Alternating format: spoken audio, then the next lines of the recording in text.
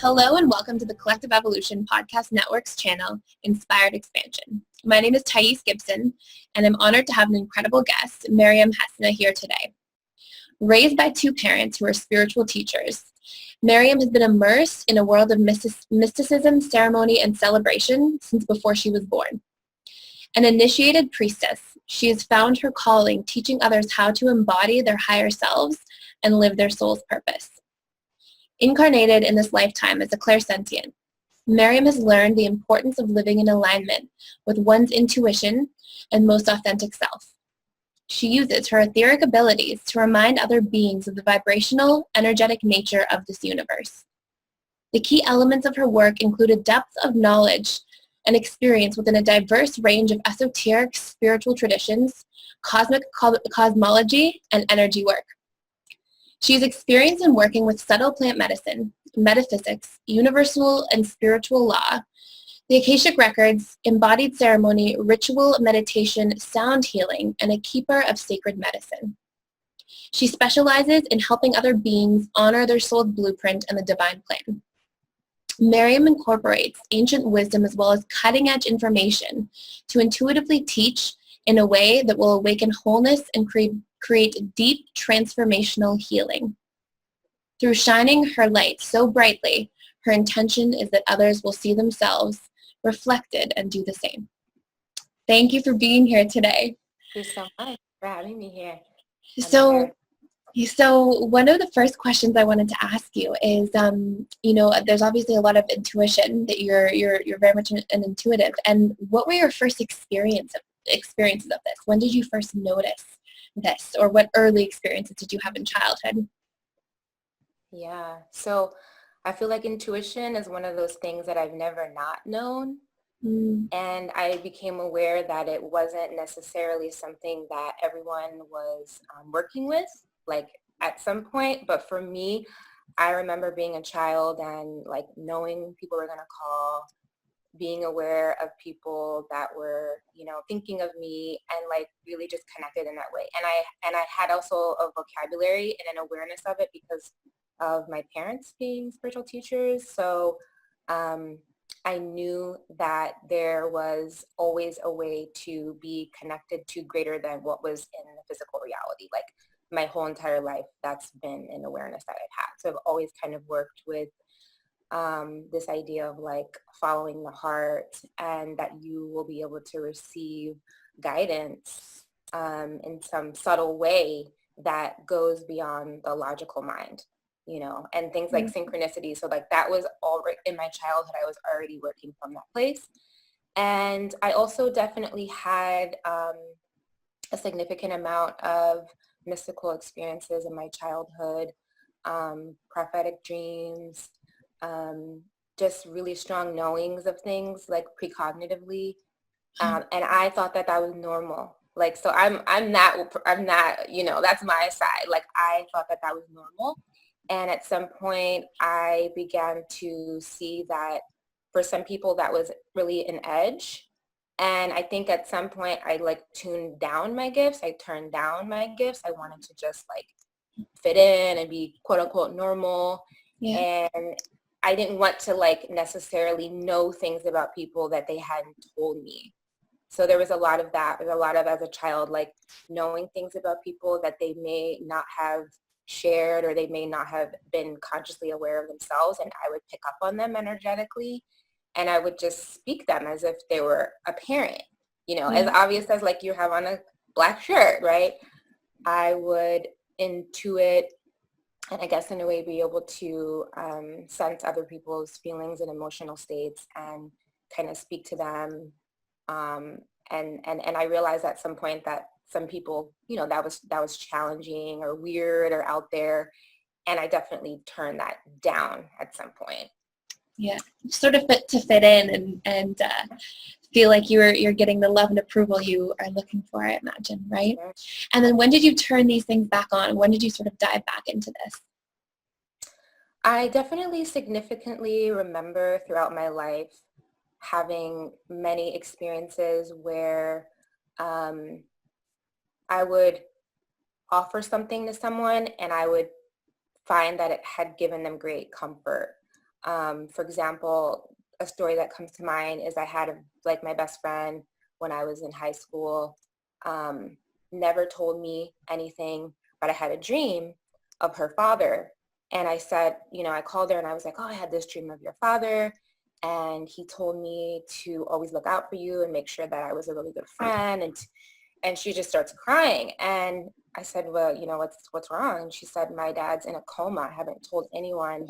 He's overseas and he's in a coma right now. And none of us really know what's happening.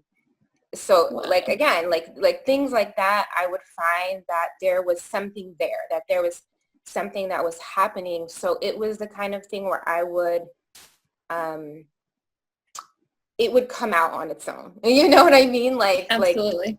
Like spirit would speak things to me that other people needed. And I was more open to it with people that I was, intimate with and that I felt safe with. As far as it coming back online in the way that it is now or in a greater way, I would say the most significant thing that happened was I was given a really clear calling to move to California. And this was about 6 years ago. And I moved here. I moved to a place I'd never been. I just knew I had to go. And that was the kind of thing that I always did. People are like, what's making you go? I'm like, I don't know. I just know I have to go. Yeah. And I moved here and I started having really, really profound awakening experiences. That was the time that I would say that I had my very, very clear spiritual awakening when I started having spontaneous memories of other lifetimes. Wow. And I also had experiences of astral projecting. And I also had an experience where actually my son, who was 4 at the time, told me how he picked me to be his mother. Wow. I always knew that my child's name was going to be Jibril, which is after the Archangel Gabriel. I always knew that name. I said, I don't know how I know, but that's going to be my first child. And he referenced that. He referenced that he found me and that he told me his name. Wow. And at the time, the idea of reincarnation, because of my mother, before she became Sufi, she was Buddhist. And so I had an awareness of reincarnation, but it wasn't in a way, it wasn't a conscious direct knowing, or I didn't have any necessarily direct interest in the notion of reincarnation. It was more just very trite in a way where it'd be like, oh, I think I know you from a past life. But in terms of actually having memories come online, being with people and knowing, seeing all of a sudden the visual scene would change and I would be in another time, in another place, and I would be with this being, and information like that started coming online. And then with the experience with my son, where he's telling me things that a 4-year-old child really can't necessarily know. Absolutely. I never taught him this. Things like, you fed me by eating, and describing what it was like inside my belly and things like that. I knew something was happening beyond me, and I knew that I didn't have the language at that time of the awakening or the shift, but I did what any other person would have done, and I got online, I started researching, and I just started coming across all this information that connected in a way with my experience with sacred scripture, talking about this time and the shift and what was happening. And somehow I knew that everything started to come together. I was like, this is really happening. There is an awakening that's happening. All of the traditions are talking about it in their own way. And I started studying all the time. Beautiful. That's a beautiful story. And so you talk a lot about different things: vibration, law of attraction, the Essene teachings.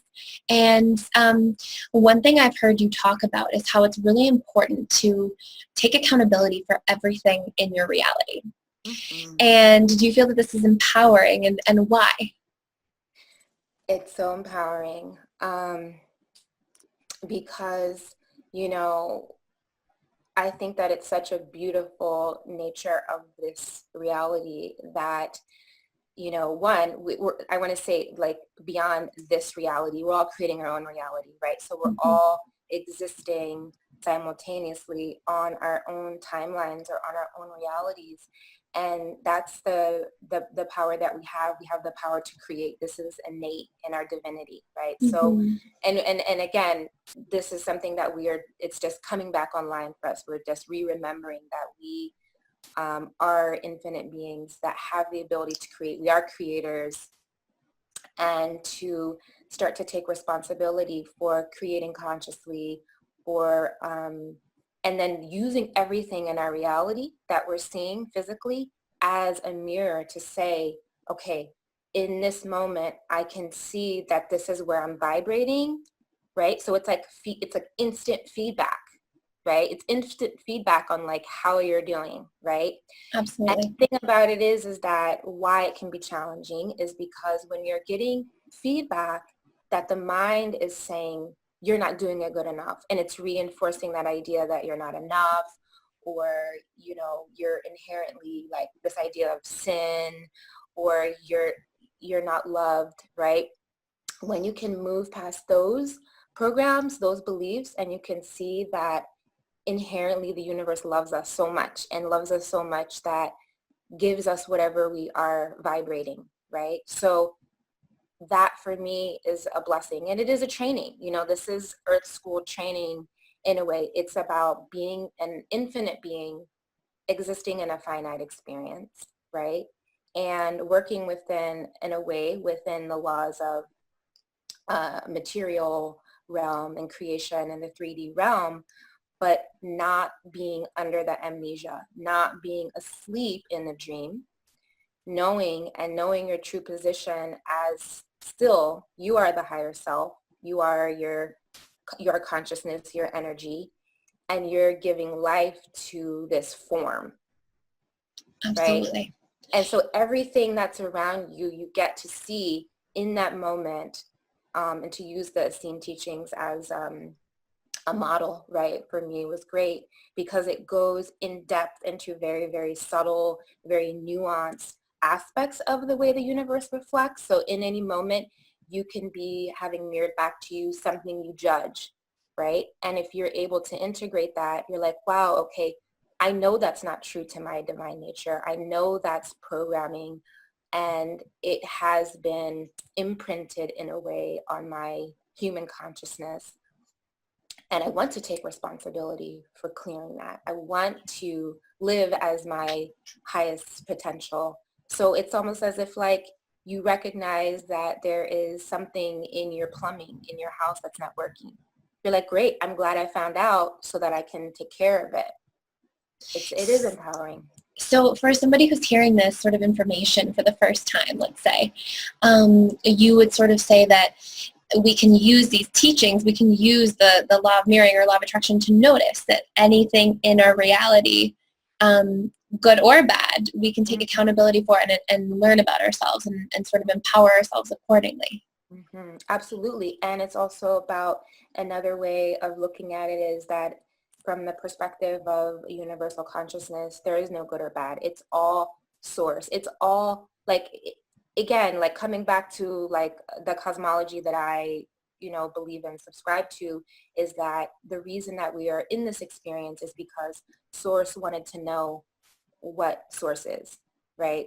Yeah. And that ultimately when the original impulse, right, of I am came to be, Mm-hmm. because of the reflective nature, at the same time, there was then a question, am I? Right? So Yes. that's what created the impulse for everything that we are, for source to then fractalize into all of these infinite different soul expressions and soul signatures that then gave birth to many facets of creation, including our own humanity.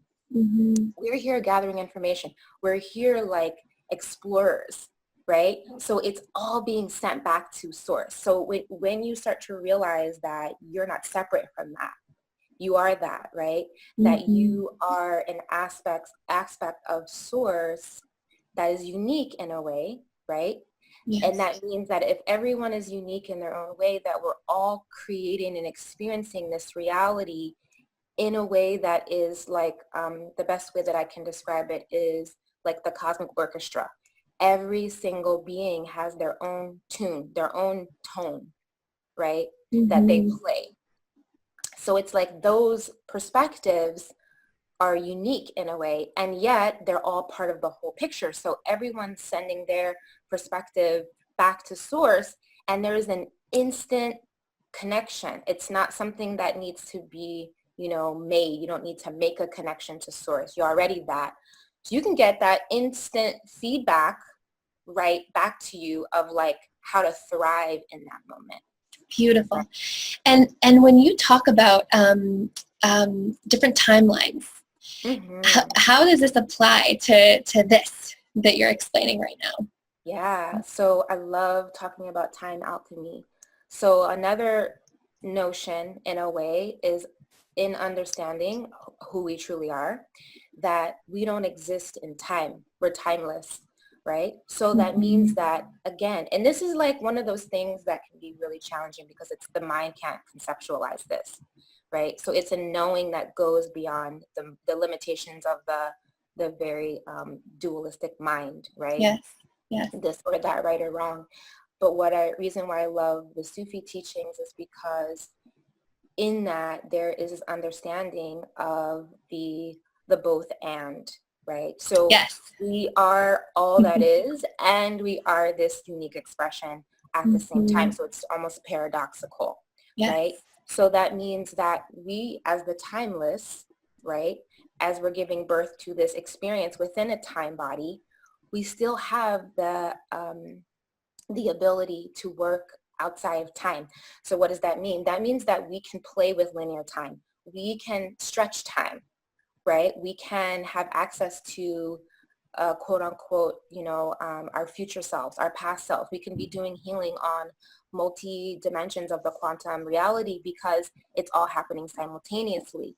So that means when I say timelines, it's about understanding that in any given moment, in any given convergent point, there are multiple possibilities of how to move forward in the linear time, yes. right? Yes. So it's about choice. It's about coming again and again and again to these different choice points or node points, as I call them, and seeing, okay, I was here before energetically. It's going to look different in the physical reality. Of course, when you feel into it energetically, you can understand, I've been here before.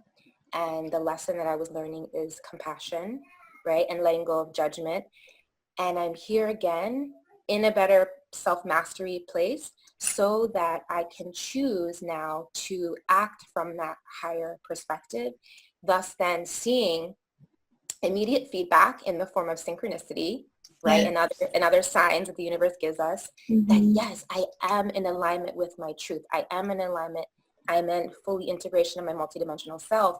And then you, again, that mirroring component, you see the feedback from the universe and you see like you've mastered it. You've gotten the lesson.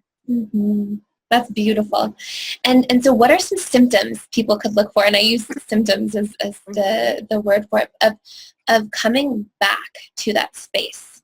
So let's say that you're repeating a pattern for years and years. And of course, this pattern, let's say it's not valuing your needs, okay? And let's say you're repeating this pattern over and over again, and that's being reflected back to you in different forms, different relationships, different people.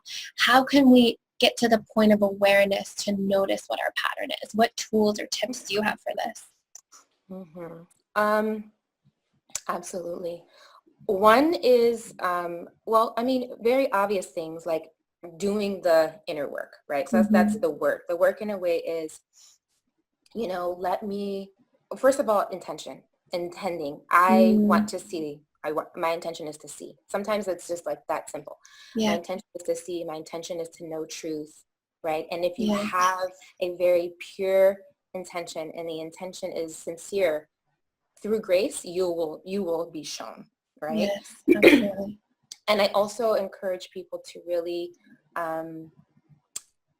bring in so much loving kindness, so much practice, of like loving the self and self-care as you're going into this work, because you can imagine you're going to encounter things that your mind is going to create a story that is not loving, right? Mm-hmm. So going into it with that first and foremost, right? And then you're like, I'm going to see everything, right? And a sense of humor is like also one of the best tools as you're doing this work. But you're going to start to notice, and you're going to start to feel, okay, I've been dating the same person energetically. The face changes, the form changes, Mm-hmm.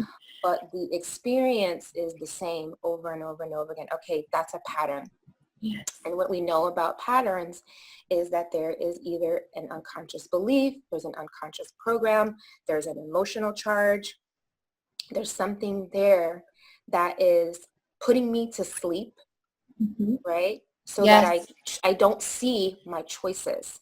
I am still falling into autopilot, and I'm thinking that this is where I want to go, right? Mm-hmm. So it's about becoming very present, right? It's about becoming very present in the moment and feeling your true feelings, right? And Yes. learning to discern, okay, I can feel myself as knowing your true position as the witness, right? I'm witnessing my character in this Mm-hmm. play. Wow, the character is getting really offended. My human is getting really triggered. Yeah. And there is a tendency there, right? And you can say, I know that's not true to my nature. So how can I shift this experience, right? And you do it by repetition again and again and again. You say in that moment, right, I'm going to choose another way of being. And then over time, it's like it's activated. It's like a new Mm-hmm. way of being is just what's there. It's in your energy field now that you have made the new choice enough times repetitively that the old is not the habit anymore. Absolutely. That's beautiful. And how can we choose the timeline sort of in this experience, the times that we get triggered? How can we choose, or what are other tips besides just this that help us choose the timeline that is the highest expression of ourselves? Mm-hmm. I love working with scent. And Mm. I love integrating like leading edge consciousness studies into this work of spirituality, right? Because in Mm-hmm. a way, it's helpful to know a little bit about brain neurology. It's helpful to know a little bit about somatic work and how these things come up in the body mind and how to shift. So, for example, the same part of the brain that is connected to scent is where emotions live. It's where memories live, right? So I actually create a lot of plant medicine, subtle plant medicine, working with either scent or working with flower essences to say, okay, I'll give you an example. When I made the shift that I wanted to really commit to eating all really high vibrational food, and I Mm-hmm. wanted to not allow the story of lack to be a part of it anymore, right? I saw the pattern. I was like, I'm letting the pattern of a story of lack create the same choice over and over again, that I don't allow myself to buy the really high vibrational food that I want. Mm. And Yeah. there would be a recognition of a feeling of guilt that would come up. So I made the intention that when I would go to the grocery store, right, I was like, Yeah. I'm rewriting this program, I'm rewriting this story. Right before I would shop, intuitively, and I would really feel what I was drawn to, like different fruits and vegetables and different things that I wanted to make. And when right before where the energy charge would come up, where I would get triggered, would be right before I would go to pay. Yeah. Right. So I Yes. said I would take, a moment right before that little point where I knew it got a little fuzzy in my reality. And I would go into the restroom or wherever, and I would restate my intention. I would realign myself with my center. I would through breath, through intention, through inner meditation, and with Mm-hmm. assent, and with affirmation, I would affirm, my right to take in all high vibrational food into my body. And I would also do a little EFT, a little tapping, right? Yeah, Tapping on their burning points and say, even though I feel guilty about spending this much money, I choose to love myself, right? And it was a way for me to do vibrational attunement in that space where I knew it was a little tricky for me. So put allies in place, put plant allies in place, if you know that right when you walk into your job, right, there is a feeling of like, I'm tired of this, right? Resistance in some way. Yeah. There's some charge, and yet this is where you're at, right? So it's fully loving whatever comes up, and also being aware that it's time for this to move out because it's not serving me.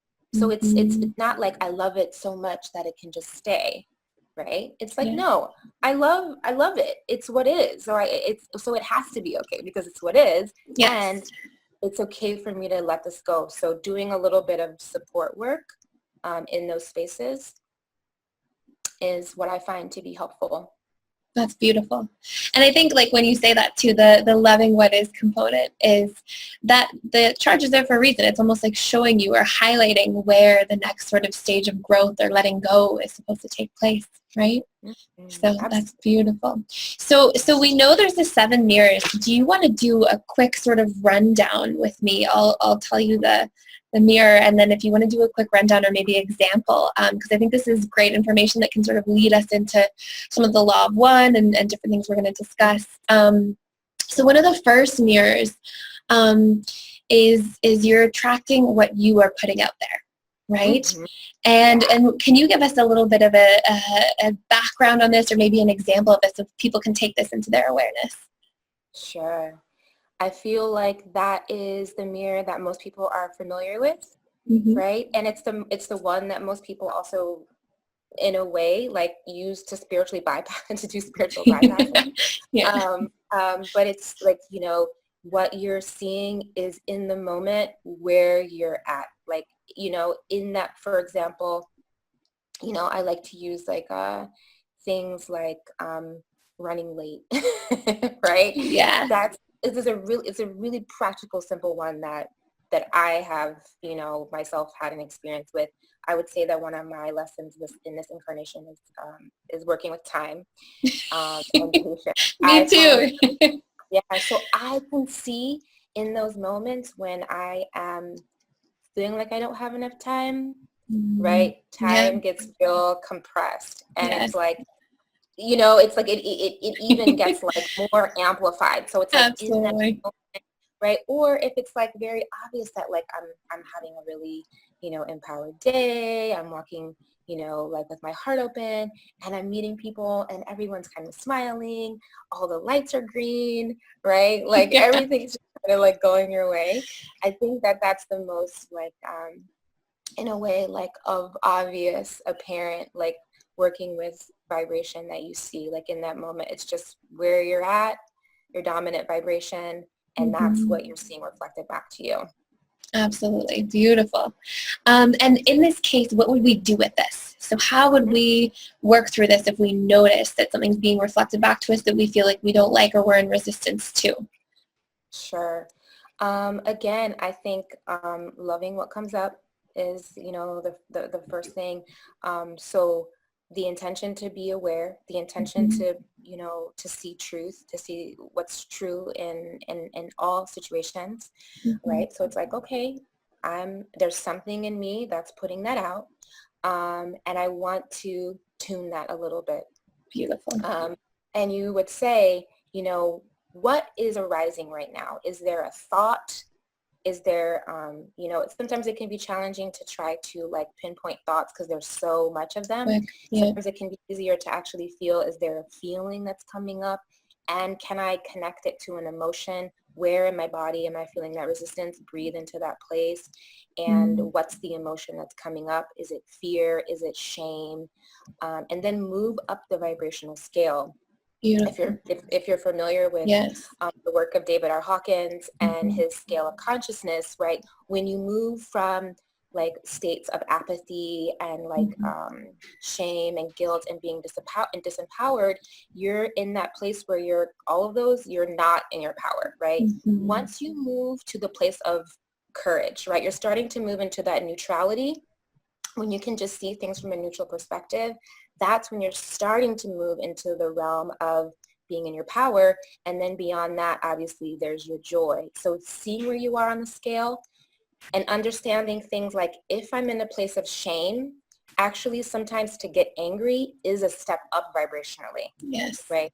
And that means that you're actually moving the energy. So understanding how energy moves up the scale. And I think that's also a really great tool in terms of doing the vibrational attunement work. That's beautiful. That's beautiful. And for anybody who is not familiar with that scale, you can just Google it and find that online, David Hawkins. And so the next mirror, so we have you are what you judge.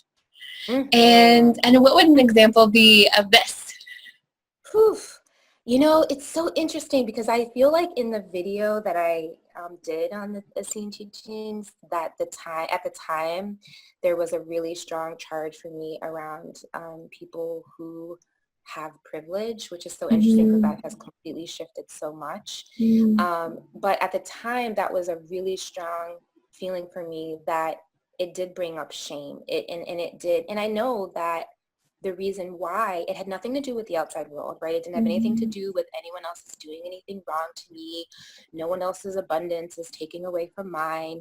But there was a belief, there was a program, and thus there were experiences that have been created from that perspective in order for source to learn. Absolutely. That other people's privilege or other people's abundance or other people's, wealth or any of those kinds of things highlighted for me that there was a judgment around that. And we've all been aware that there is a lot of judgment, there is a lot of separation in the conversation around things like wealth and in spirituality, and those beliefs that the meek will inherit the earth, and that money is evil, and those things were really highly programmed within my consciousness. Not true to my nature, right? But there was a long running program through that, because I think for me in this lifetime,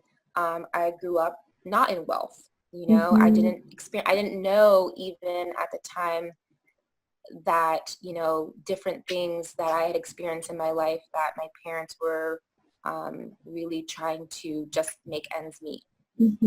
Right. And when I became aware of that was why there was such a strong charge, and I had to do a lot of work to release that. So that was a judgment for me. And because of that, it was a strong point of attraction. And again, so grateful that I've done that work, because it just lives in such a different place for me right now. That's beautiful. That's beautiful. Thank you for sharing that. And so for the next mirror, so things that have been lost, given away, or taken away. And one thing I've heard you mention is this, you'll often see jealousy as sort of a symptom of this. And I think that's a great tool as well, how jealousy is reflecting something to you. It's something that can be used instead of using you, right? And do you mind just sharing this for a moment? I think, again, like, jealousy is one of those things that I love to teach about and to work with. Again, bringing it out of the shadows, bringing it to the light, giving it some love, understanding what it is, and not making it, so wrong or bad. It's just awareness. It's just understanding. And to know when you have that feeling, when that feeling is coming up, and when you have the perception that someone else in a way is threatening your well-being, your worth, your light, your power, or something in that way, that what really it is an invitation for you to shine your light more, right? So another example is the feeling of boredom, right? And for me, what boredom means is that I really desire to create, but for some reason there's a fear, or I'm not activating that, right? So that's the translation that I now have. So I know the medicine. I know if that energy signature of that emotional charge that I would put into the realm of jealousy comes up, the way that I do the work immediately is, I'm really curious what aspect of what's in the mirror that I'm being shown have I given away, right? Yes. Have I lost? For example, you may notice someone who's very vocal, who's very in their voice, who really speaks their truth, and that might be triggering for you. You might find like, oh, why is that person always speaking up? Why do they always have to make their perspective known, right? And that's coming up as a judgment, because what's really there is an invitation for you to come more into your voice, for you to allow yourself to speak your truth more. And that's how it would work with that mirror. And it's definitely a much more subtle one than, because think about it, if it's not the first mirror, because if it's like you're attracting where you are in the moment, then you would be seeing an aspect of that person that's the same as what you're doing. It's not. So that's why it's much more subtle. And it's really something that's being reflected back that you have not embodied, you've not activated. It's within you, but it's not vibrating yet. So it's actually like, it's a resonance in a way, but it's a resonance that you don't feel comfortable with, or you haven't acknowledged, that's ready to come to life. Beautiful. And I think like a valuable thing for people to almost notice when they hear things like this is that we attract consciously and subconsciously. And I think more so subconsciously are our points of attraction. And so that's actually allowing us to see what was just out of our awareness before. So these are beautiful experiences, and we're lucky to have them, right? Yeah, it really is beautiful. And so the next mirror, so forgotten love. So do you want to talk about this for a second? This is very, it was beautiful. It is. I mean, absolutely. Like, the forgotten loved one for me, it has to do with this feeling that you have when you maybe meet someone and they just remind you of like a love that you know in your heart, and it's interesting because it can also be, go into like multidimensional, or like, why do I know them from a past life, or, and then an alternate parallel reality, right? But it's something that is sparked, there's a recognition, there's an awareness there's a reminder that I knew a love that was so great and so true. And that ultimately we are all in a way returning back to those expressions of love that are true, that are divine, that are those sacred unions, aspects of the twin flame alchemy, or whatever you may want to call it, right? It's a call back to that. And it's not, again, with all of them, it's not come up to, punish us or make us feel like it's not enough. It's about integration. Absolutely. That's beautiful. And this is a great one. So the next mirror has a lot to do with mom and dad. So they say we attract from there's, as you mentioned in one of your videos, that we marry our mother and father. And I see this so often, I can't even tell you. And so what personal example do you have of this, or Oh, so many. I mean, so many. Like, it's funny because I've started to do a lot more sharing around healing around the mother and the father wound. That was a significant part of how I wrote my blueprint, that there was going to be, these really potent both mother and father wounds for me. And it's archetypal, it doesn't really have anything to do with my mom and my dad. It just has to do again with, I wrote this story in a way of what I wanted to experience, what I wanted to learn before I incarnated, and that certain people that I was going to have relationship with were going to play a role in this archetypal energetic dynamic. And so for me, the archetypal dynamic that I experienced with my father was rejection, and with my mother was abandonment. And again, you're seeing these things in a way from a child's lens, and you're interpreting them from a child's lens. And the work is to integrate it, to understand. I mean, for me, something like abandonment is, I learned that really the beyond the mother or father wound, the original wound is that separation, yes. abandonment from source. Yes, right? absolutely. But that's actually an illusion. Yes. So once we come to know, wow, I mean, I'm getting tingles. Once we really come to know, wow, we can never be abandoned. Yeah. We're not separate. We're all one. Where the issue is that we believe that there's an abandonment, or we believe that there's a rejection, and the experience feels very real again, because we're identifying with the person. We're identifying as the human, and another human who's separate than us did something to us, right?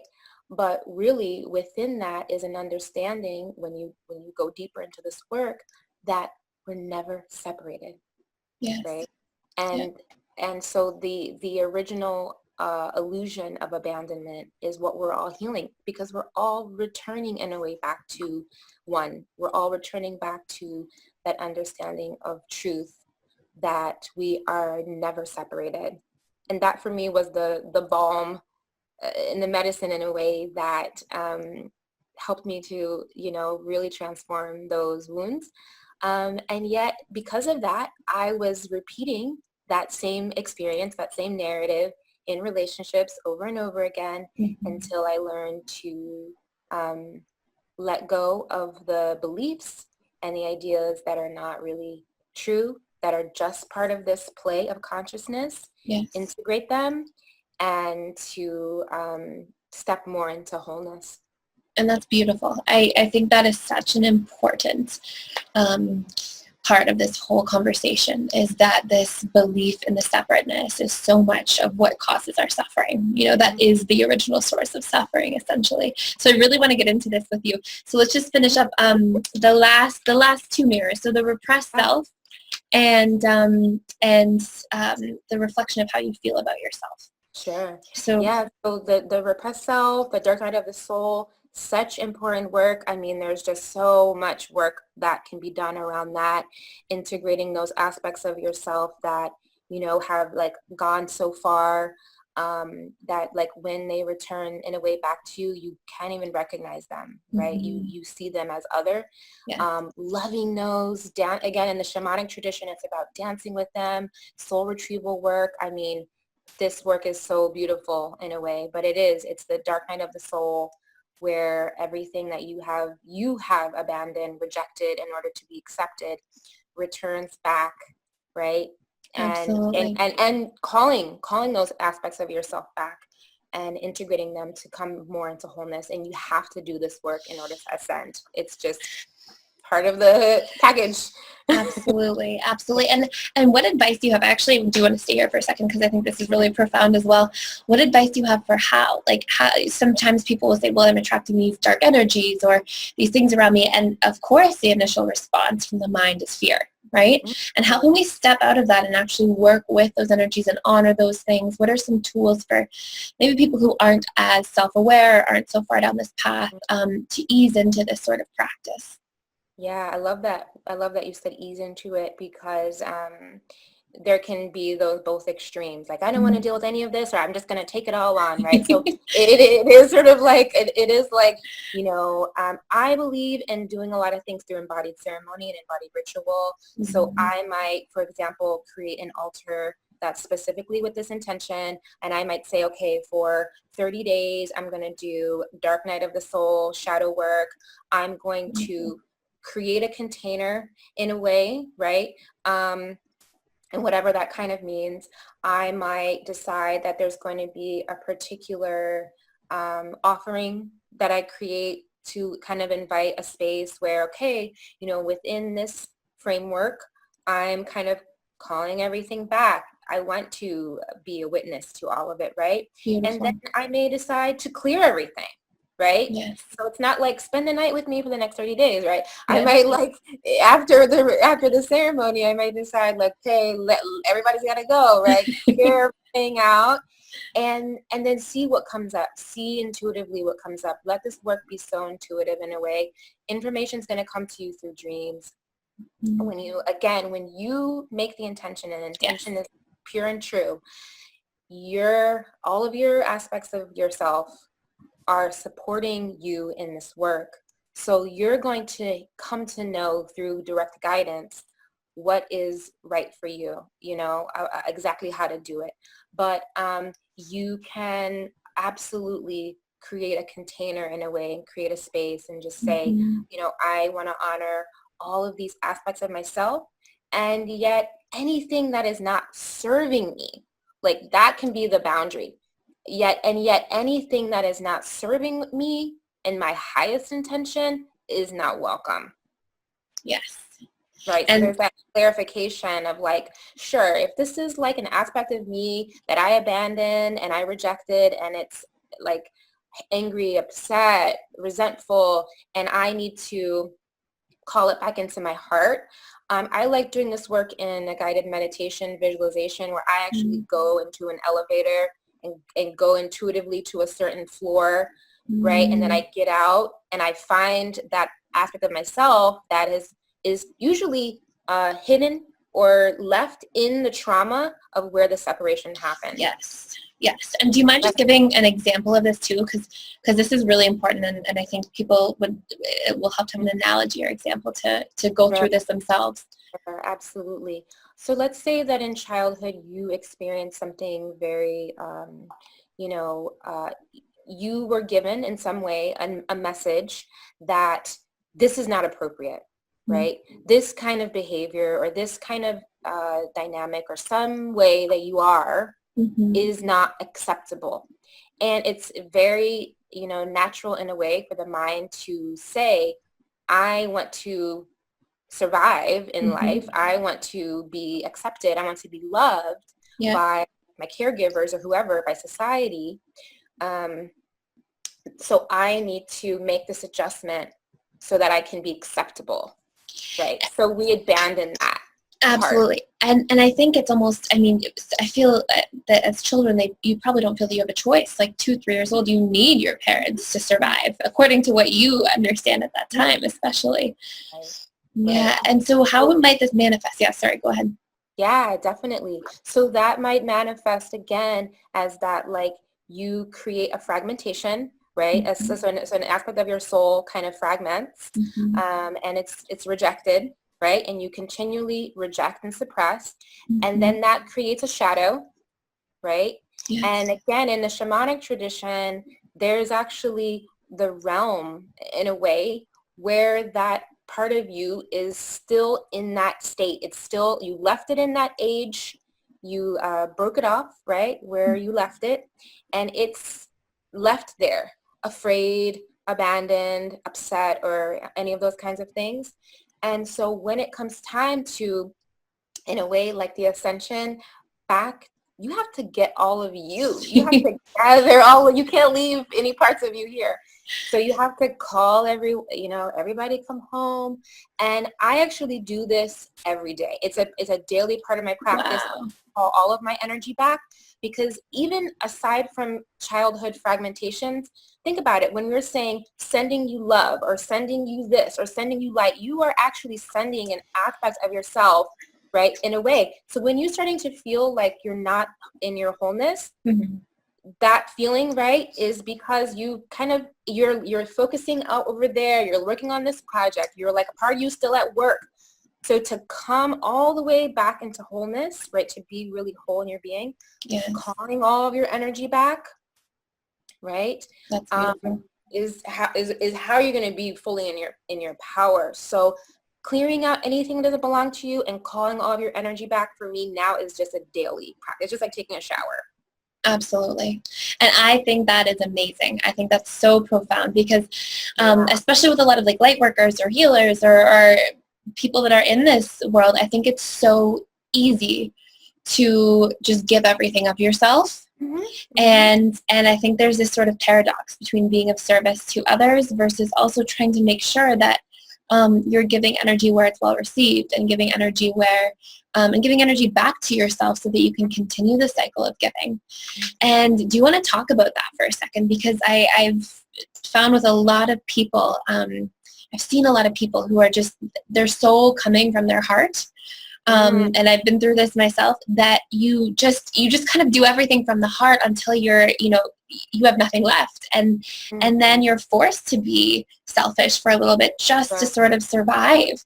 So can you talk to me about some boundaries here and what we can do with this? Yeah, I love this conversation. It's one of my favorites. I joke around a lot online about being a retired empath. Because it, in a way, I'm also serious, because again, there is an understanding that these roles we play are part of the personality.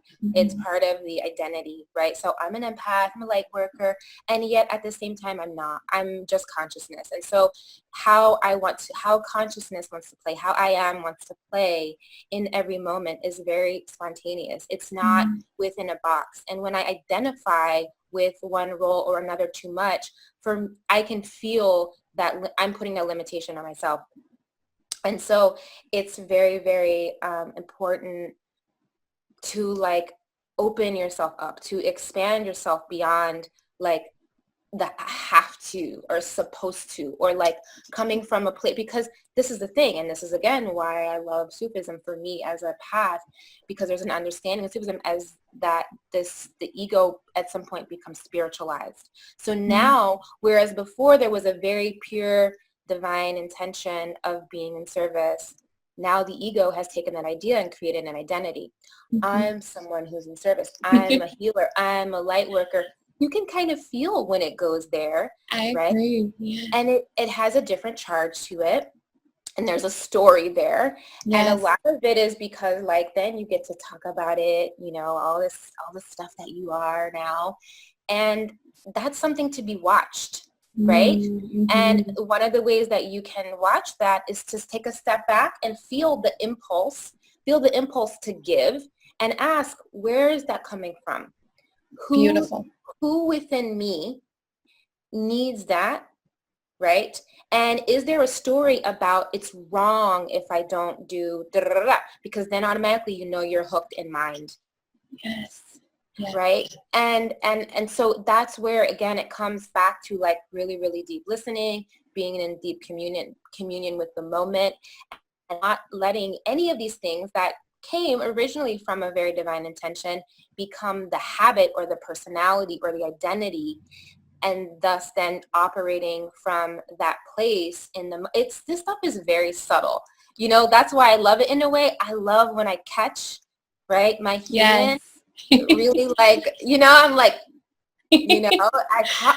wow, and yet there is an aspect of you that is seeing all of this, that doesn't need to save the world, that doesn't, have a story about, I'm in service. You just are, you're just being, I am. Yeah. So it's coming really back to that true place. Again, also as a daily practice, I have a daily practice of becoming nothing, of being nobody. I have no intention. I have no desire. I don't have a plan. I don't have a story. I don't need to do anything. I'm just being. And that's then beautiful.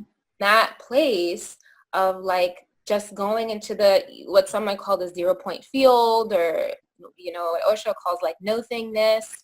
Or the void, right? All these names we give it.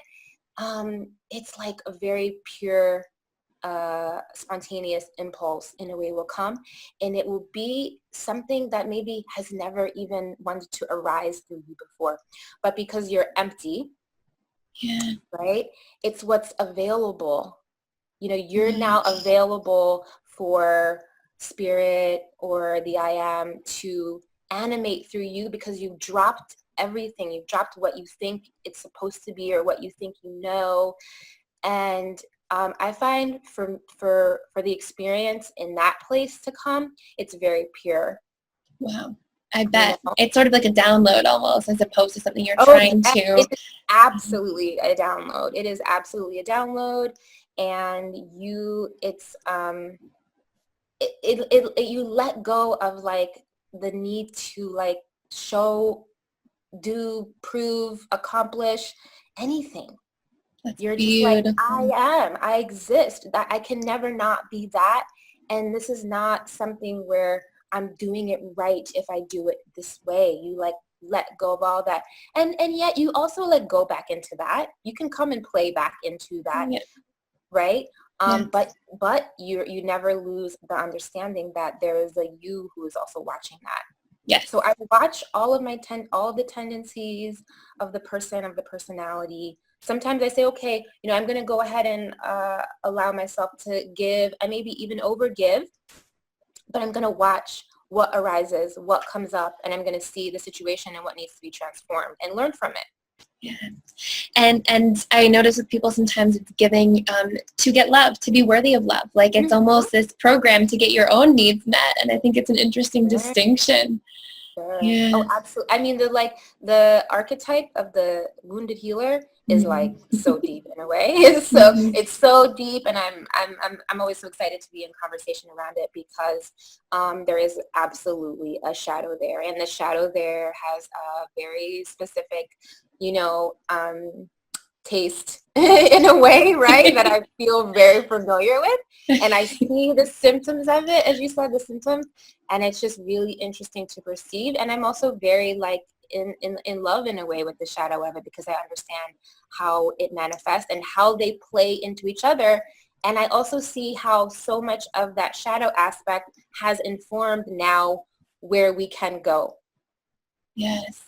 Yes. Right. So it's the overgiving that has taught us like to really come into our own needs. And the last mirror was, for me, that was that, right? How I see myself was that exactly. I saw myself as a wounded healer. I saw myself as a person who was very giving, and I'm always there for people, and then when I started to really get that mirror reflected back to me in the way people were demanding of my time, expecting of always being available, and the way that some people would respond or react when I would, set a boundary or say no, I said, wow, this is really deep.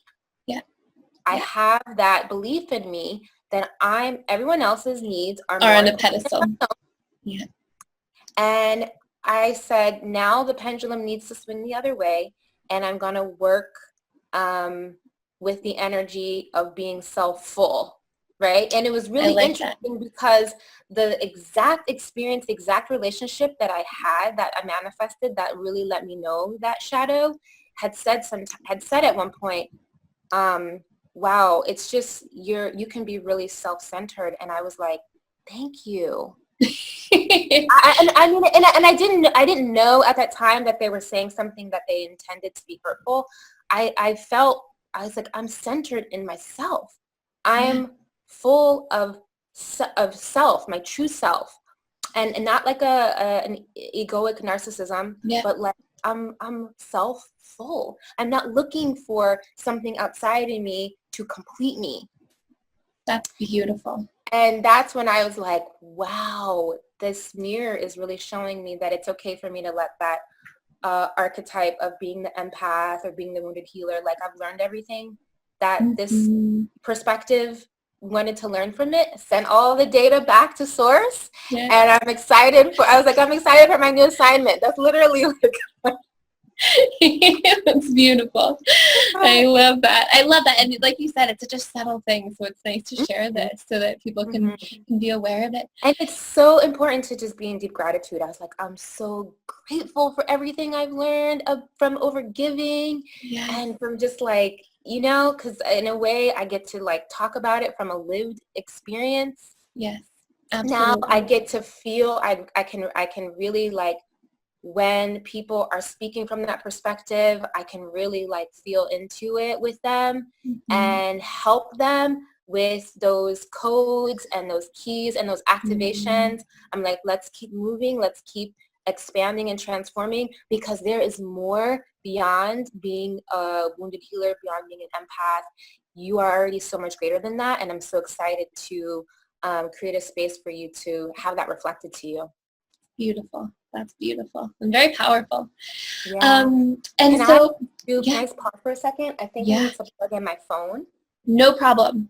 No problem at all. While you do that, okay, so let's get into a little bit about the law of one. And for people who are not familiar with this, can you give some background about what this is? Well, the law of one is it is the law of the land in a way. It's for me, it's the highest order of understanding that everything in creation is one. There's one source. We are all one, and in that there is the challenge in integrating the law of one is that the physical reality creates the illusion of separation. So in the very reductionist materialism worldview, which is the dominant worldview, and what many of us have like come to take on through the collective amnesia, and we incarnate into a vessel, right? We're like, I'm this body, like this is, when I look in the mirror, this is I am. And then we're given a name when we're born, right? And but think about it, we existed before we had the name, right? So, right? And we existed before we had the body, but that's another conversation. But we existed just in a physical reality. We existed before we had a name. We were we were what we are before we had a name. We're given a name arbitrarily in a way, right? And then we take on that identity, and we then reinforce that belief over and over again. I'm the person, I'm the person, I'm the person. And what goes to sleep in a way is this understanding that we are beyond this physical body. We are beyond this physical reality. We are energetic in nature. We are vibration. We are consciousness, spirit, all of these names, right? We are the quantum field, right? And we are always interacting with the field. That's why you can vibrate in a way, and the reality will mirror that back to you because you're not separate from it, right? So that means that we're not separate from other vessels that we see, because we're the energy. And what I love is that quantum physics in a way is starting to confirm a lot of this, and the latest in consciousness studies is starting to confirm all of this. So it's kind of coming out of the realm of, you know, like esoteric or like even spirituality. It's just really like becoming more known for those who have the need for the sort of scientific, logical understanding. This reality is shifting in a way to actually create that empirical information that we are one with all of things, right? And so what that means is that we can operate from this understanding in every moment that how we treat everything in creation is how reflecting our relationship with ourselves. Beautiful. And how can we tune into this and use this more often? So, because we're always sort of being, not always, but there's a lot of obviously things in our physical reality that are always trying to sort of pull us backwards, right? Pull us back into a materialistic worldview. And how can we constantly remind ourselves of this? So again, this is something that goes beyond mind, right? So for me, the way that we're already that, right? So that's the thing. It may not be awakened, it may not be activated, and we may not be living from that place, but we do have the advantage because we're already one with everything. That can never not be, right? So it's sometimes we're like, that feels so like, that feels like a lot of work to get there. Like we're already there. Yes, yeah, absolutely. And so it's not always so much trying to not be the other thing. It's about being what we really are. So it's allowing ourselves, in a way, permission to be that, to be what we are. I like to every day invoke the I am, right? And I know a lot of people love to work with affirmations. That's a pretty common practice. And sometimes people feel that they need to, I am this, I am this, I am that. It's just even more simple than that, I am. And really letting that permeate through the energy field, right? Then what's going to happen beyond that is like, it's pure magic, right? You're going to get confirmation. You're going to have experiences where you have synchronicity. You're going to have an experience where you had an impulse and it showed up exactly in the physical reality. And you're going to have evidence. Wow, I really am one with everything. For me, I just had the evidence is all around me. Everything is the evidence of I am. Beautiful. So there are those places where it gets tricky, where there's still a little bit of the old habit of thinking that I'm separate, right? So the work in those places for where I'm at is about who is seeing right now, who is speaking, what voice is this? Right. So if I'm speaking about an interaction with someone, I say, they, and then I can hear it, and I can hear that's not my voice. That's a program. Yes. Right. So I may just be silent. I may in that moment invoke the I am, so that, again, what is living through my entire energy field and what I'm sending out to the quantum field and what I'm attracting back to me is I am, I exist. I'm one with all things.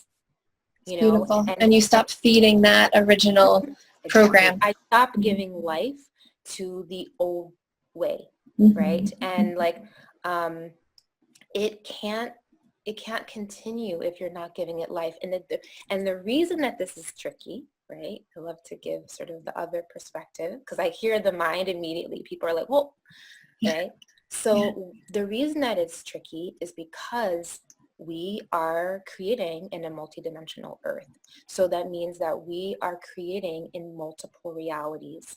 So I find that there is a tendency to have physical reality that's reflecting back to us all these different mirrors that we are. And yet we go looking into another reality, into another timeline where there's chaos. Right? We go looking for trouble in a way. Right?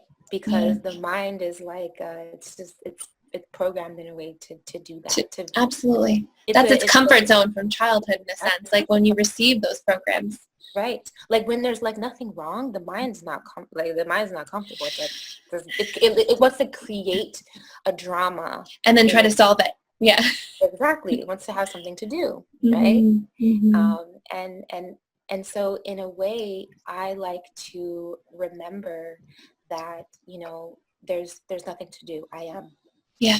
And right? To come back to that. And do you feel like that fades away a little bit over time, that need, that impulse, that starts to sort of subside slowly over time as well? So everybody knows that they have hope, right? We're not always going to be pulled or enticed into that space. Absolutely. There is, in a way, in the beginning, so to speak, almost like a hypervigilance, right? And I find, because I work a lot with private one-on-one clients and I lead a lot of retreats. And what I find in working with people, over a year span or however long, is that in the beginning, the mind is very active. It's just very active. It's constantly trying to pull consciousness into those spaces, right, where there's problems. And we're so quick to identify with them, or we're so quick to identify with feelings, but I feel lonely, or I feel this. And again, the work is to come back to who feels lonely. Yes. It's beautiful. Right? Yeah. So that's the thing. But again, what you said, so there is in the beginning a hypervigilance because of habit. Yeah. But over the repetition, over time, in a way, we'll use that language, at some point you realize I don't have to do anything to be, right? I am. I invoke the I am because I love it. Yeah. Right? It's not this is another interesting thing. I'll say, let me drop my practice. Let me just drop my practice, go out in the world and see what plays out and let it play out. I like that. Yeah. Right? And then I'll feel called back to my practice in a really reinvigorated way. Some things I may have dropped, right? But another thing that I do every day, and again, it sounds like I'm doing a lot of stuff, but it's really like a lot of the stuff I'm doing, like when I say I do clearing every day, I'm in the shower and I'm clearing what doesn't belong to me. I'm calling my energy back. It's not happening outside of my life. Yes. It's happening within the framework of my lived experience. But what I also like to do is create my day every day. Right? And I don't do manifestation work in a way where I'm trying to create a lot of something physical things, right? Yeah. I creatively visualize my day in a way where I am then from that place of nothingness, then giving life to my human. And what is the role that I want to play today? What is the role that wants to be lived today? So that I envision things like being open, being connected, being available, interacting with people in a way that is inspiring. I do definitely call in a lot of, divination, and not even necessarily in a traditional way, but just confirmation, see hummingbirds all the time and animal spirits and signs and hear songs and just know in every moment I'm one with all of it. So I do in a way invoke that every day, or conjure it, or creatively visualize it, or pray it, or meditate it. It's really all in whatever form it's supposed to take that day. The same. It's all the same. It's beautiful. And it's really just, and what I've found is that I've done this for years. I've done this particular practice for years of every day, kind of create my day. And create I am, right? So and then I see it play out. It's beautiful. Beautiful. Okay, so we have to wrap up in just a moment, but I want to hear the one most important piece of advice you want to give or share, whatever sort of comes through you for people to use or to keep in mind. Know that you're already it. Know that you're enough. I think this is so important because I feel that even in what I actually work with a lot are beings who have been doing spiritual practice for a very long time and have plateaued or have gotten to a place where they can't get to, they're like, I can't get to the next level. And this is the place where it's like, okay, everything that you've been doing, all of the chanting, all these things, it's gotten to the place now where the ego is now spiritual. Yes. You created a new persona. You created a new identity. I'm a spiritual person. And I drop all of that. Drop everything and just be, and know that you're that. It's like, be still and know that I'm God. It's and the reason that some of these things are important to, I think, in a way, work with someone who is practiced in this mirroring way and holding space is because a lot of these spiritual truths are true in different dimensions, right? So sure, be still and know that I'm God is always the truth, but it might not be the truth that is someone's ready to hear. It's currently available. They need to hear and focus more on like shadow work and cleaning up. So I tell my clients, my intention is to hold a vision of you as a being who's already whole, complete, who's already holy. And at the same time, see what wants to be transformed, what's not authentic to your being, what wants to be let go. It's not about giving you more things. I'm not giving you anything. It's, in fact, at this stage, it's about dropping and just being. So you're coming back to that. You're already that. All that you seek, you're already that. I love that. Thank you so much. So where can we find more out about you and what's coming up for you next? Yes. So, so many things. I currently am on a 12-city tour with two women that I host, where we travel to different cities and we hold circle with women. So that's been amazing, and that's happening. Wow. So shout out to my two business partners that I love, Fran Beautiful. and Jerry. Also, I work in my own community. I'm part of a priestess community. I teach at a women's mystery school. So that's kind of more, in a way, you know, private and really like for initiated people. But I'm bringing that work and sort of the more mainstream work into like a union with these new virtual classes that I'm offering. Wow. So I'm going to be doing consciousness studies classes online remotely for people in addition to my private client sessions. Amazing. And where do we find access to this? Do you have a website that we can go to, or? Currently no website. So my online social media information is, I have a SoundCloud where I do guided meditations and hypnosis and sound healing. My Twitter is Maryam Hasnaa, so it's my name. My Instagram is Vibrational Medicine. Beautiful. And those are the two main places that I'm available now. And I'm always available for questions via email as well. Perfect. And your email is obviously posted on your Instagram or Twitter then? Posted on my Instagram and Twitter, indeed. Fantastic. Fantastic. Well, thank you so much for being here today. This was incredibly powerful, and I know will really, really resonate and penetrate a lot of people. So thank you so much. Thank you so much for doing this work that you're doing. Thank you.